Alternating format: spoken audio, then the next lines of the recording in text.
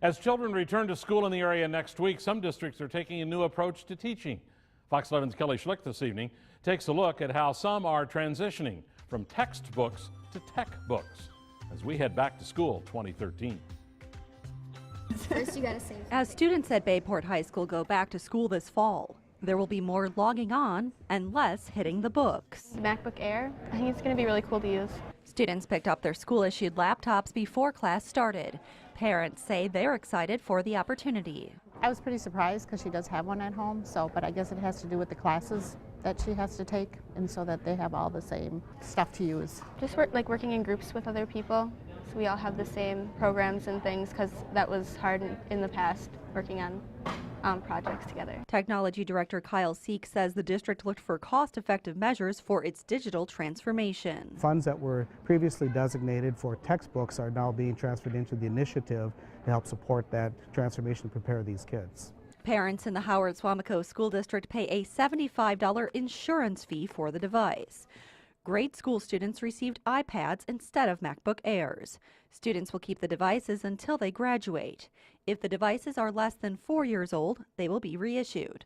Old computers will be resold, and the money will be used to purchase new ones for other students. Did it work?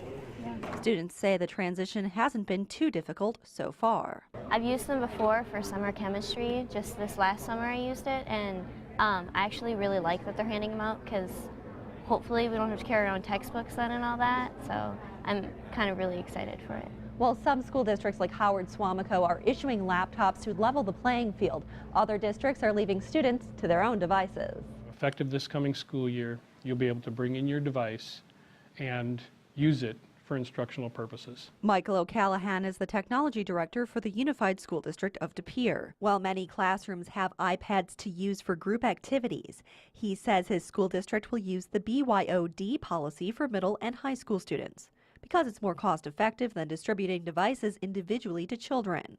The schools also expanded their Wi-Fi access, and teachers will have to regulate what children are using that for. So the policy for the students is going to be, if the teacher says take it out and use it in my classroom, take it out and use it.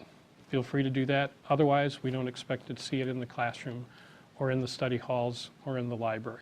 But then the teacher also has to be cognizant of who has them and who doesn't, and provide particular opportunities. The tech director at Howard-Suamico says having all students on the same device helps control what students have access to. We have actually filtering systems in place, and based on the use of the students, things can be turned on or shut down for that very reason if there's violations of the policy. Some parents shopping for traditional notebooks had mixed feelings about letting their children bring computers or tablets to school. I think when they get older and more responsible, that probably would be a good policy, but as of right now, with them being so young and they don't know their boundaries, yeah, it's probably parents supervise that kind of stuff. So they have tablets in school, yeah, and so they have the opportunity to use them there, and they bring their own earbuds and they use that, but I don't see a need to have them have their own. But at this tech distribution night at Bayport, some parents say more technology is an essential part of college and career readiness. Today's technology is going to be all computer. I work at a mill and everything's updated to computer, so it's a good thing that they can learn how to use them. These students say while the workforce may be a few years off, they're certainly ready to tackle any technology-based schoolwork that comes their way. You can find applications. Kelly Schlicht, Fox 11 News. Sound a little bit confusing? Well, each school does have its own policy on computers and tablets and smartphones, so parents need to check with individual schools to know what their individual child needs. More information also on keeping children and their technology devices safe is available online at fox11online.com. Just mouse over news and click on Back to School.